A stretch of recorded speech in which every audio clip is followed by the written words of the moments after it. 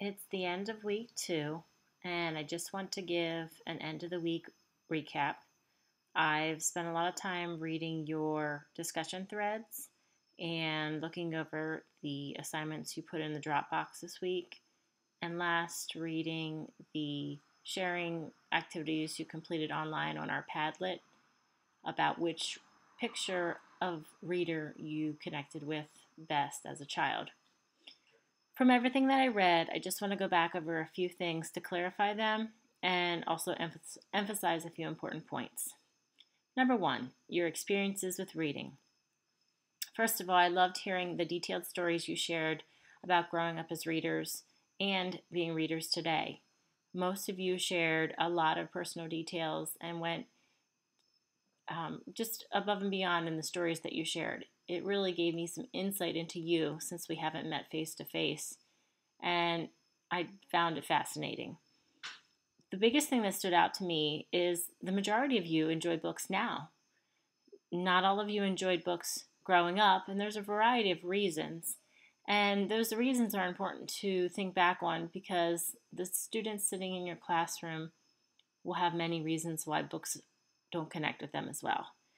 Some of the things that you shared were just basic problems that can get in the way of students learning to love reading. First one is eyesight. A lot of students have either a processing problem or they have an undetected vision problem. And right there will make a child struggle as a reader. So it's one thing to think about. Next one is circumstances in their families. Whether it's mom and dad are both working and don't have time to read with them at night, whether it's they don't have transportation to libraries or they don't have books at their own home. There's a lot of reasons why books aren't important to families. We need to remember that and make it our responsibility at school to excite children to be readers. That being said, the books that we give children to read have to be their interest levels. Now, this can't happen all the time, but we do need to know what interests our students and really begin to give personal attention to the book choices that we give them. The last one is some of you have suffered from reading disabilities growing up and you've learned to overcome them at this point.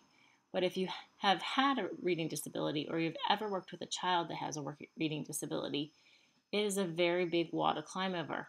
And we need to be patient, we need to be supportive, and we need to give the children strategies to learn how to overcome this disability. And you'll find that some children who love reading have disabilities, and once they are learning to overcome them, they love books even more. So thank you for sharing those. They'll make you better teachers in the long run. Any of those experiences that shaped you as readers will help you become a teacher of reading. The second area I'd like to go over this week is something that I found lacking in some of your responses for the discussion thread.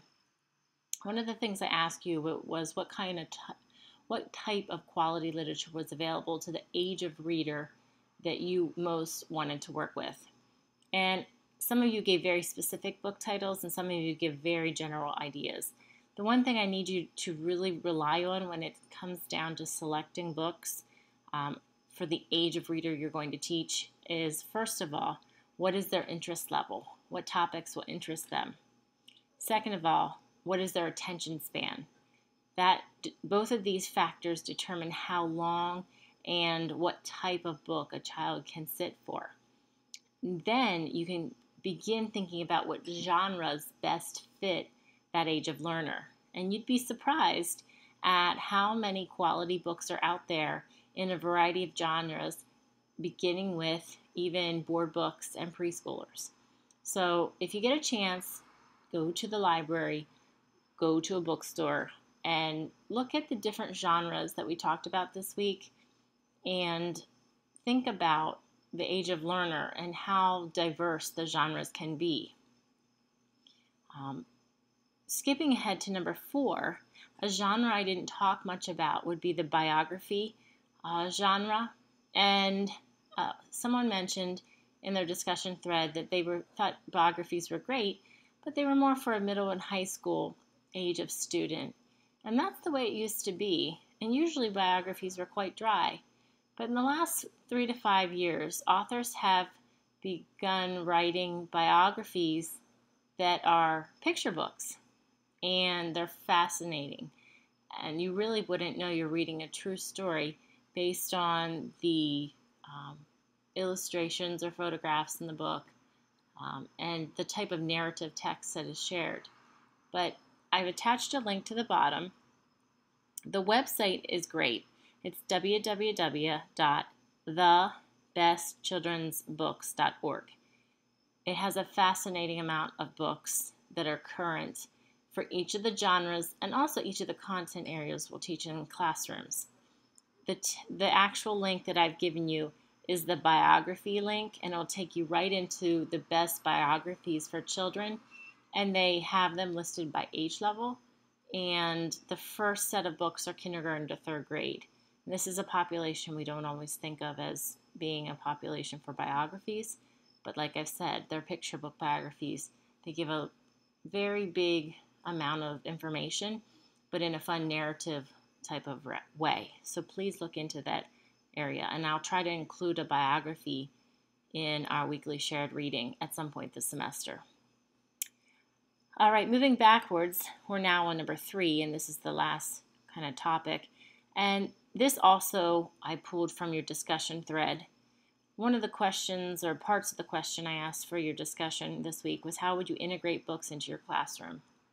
And a lot of you said you would just read books with students during a shared reading experience. Some of you said you would use them for the content areas to introduce a subject, and those are both correct. But one thing I want you to think about when it comes to the integration of books into your classroom is if you end up teaching in a public school these days, a lot of your professional freedom is going to be taken away. You have to think about what a classroom would be like when you as the teacher are teaching, you're reading, possibly your writing, your science, your social studies, your math, all from textbooks. This is happening in a lot of districts right now because we want students to be prepared for the Common Core tests. And even as young as kindergarten, teachers are being asked to follow teaching manuals provided by textbook companies. And that doesn't allow a lot of integration of literature.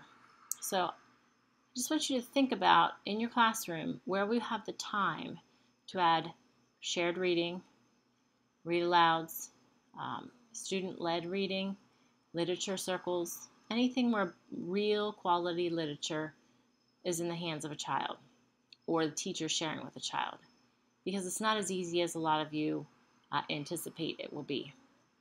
And we'll follow up throughout the semester on this topic. Good job this week. If you haven't dropped everything in the Dropbox or put on the discussion thread, please do that. And remember, for the discussion thread, you need to read your peers' threads and put at least 2 comments on for the week. Coming up next will be our week 3 presentation on technology, so get ready.